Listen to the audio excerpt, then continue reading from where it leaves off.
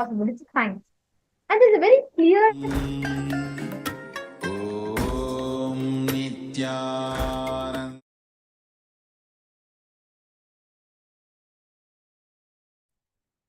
Nithyananda, Nithyananda, everyone. Yes, let us now get ready for the power manifestation. Please get ready for the power manifestation now. Irene, Sergey, Krisavaya, Nithyananda, Pratyojata Shiva Shakti, Nitisha, Nithyananda, Chandrasekhara Priya, yes. Grazina Maria, Nithyananda, please get ready for power manifestation. Let us get ready for the divine power manifestation of Paramashiva now. Please sit straight with your head, neck, and spine in a straight line. Establish yourself in that space of oneness with Swamiji, Paramashiva himself. Please get ready.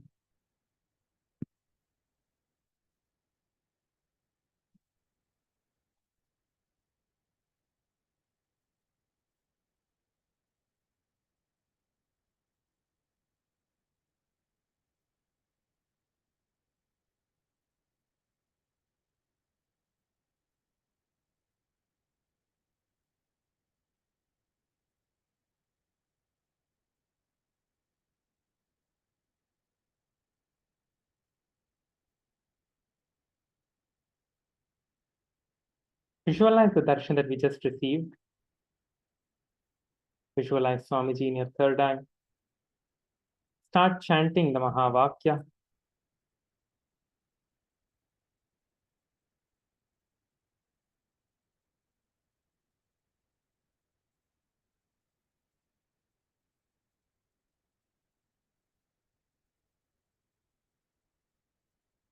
Intensely chant the Mahavakya.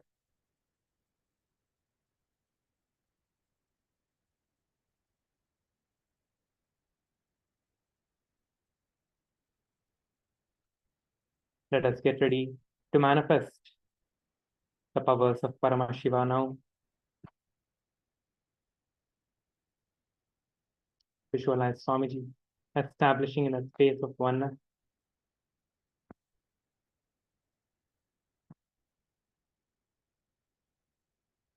You're going to be manifesting the power of Vak Shakti. Scanning your Vak, meaning the throat center. Scan the throat center. See whatever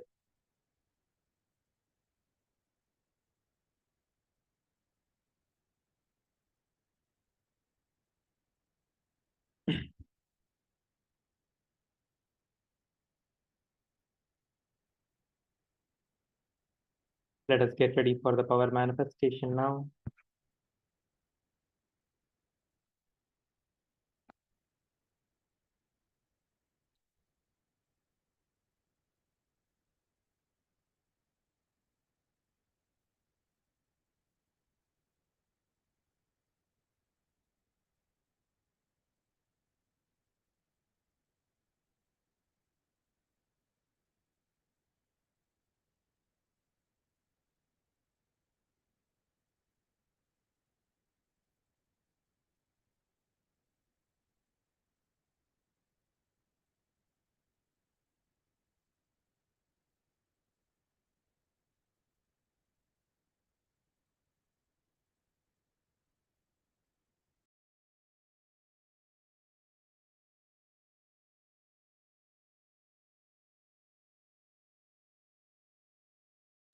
Now, scan your Vak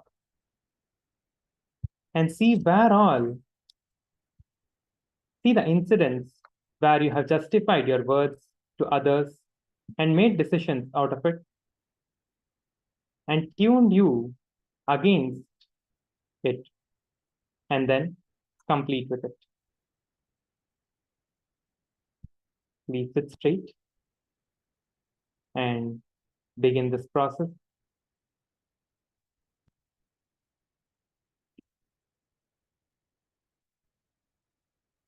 Nithyananda Paramashivoham Om Nithyananda Paramashivoham Om Nithyananda Paramashivoham Om Nithyananda Paramashivoham Om Nithyananda Paramashivoham Om Nithyananda Paramashivoham Om Nithyananda Paramashivoham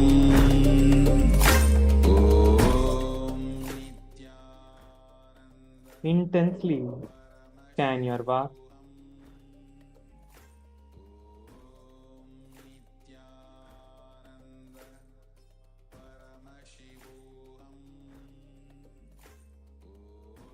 and see where all you have justified your words to others and made decisions out of it and you yourself against it. Complete with all of those.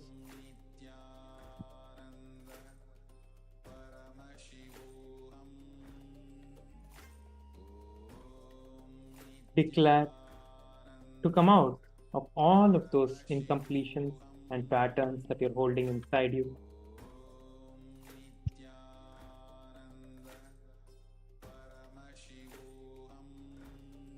Decide to drop all of them now and to manifest that deep Shakti in you.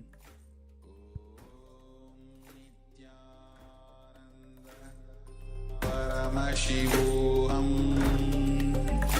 Om Nithyananda Paramashivoham Om Nithyananda Paramashivoham Om Nithyananda Paramashivoham Nithyananda Paramashivoham Om Nithyananda Paramashivoham Om Nithyananda Paramashivoham Om Nithyananda Paramashivoham Om Nithyananda Paramashivoham Om Nithyananda Paramashivoham Om Nithyananda Paramashivoham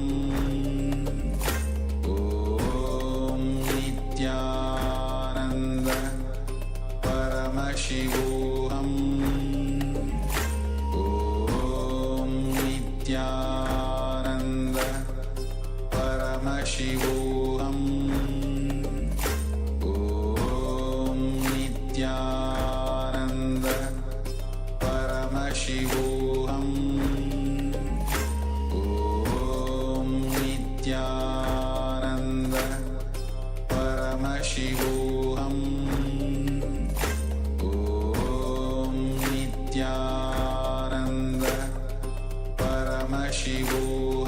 Paramashivoham Om Nithyananda Paramashivoham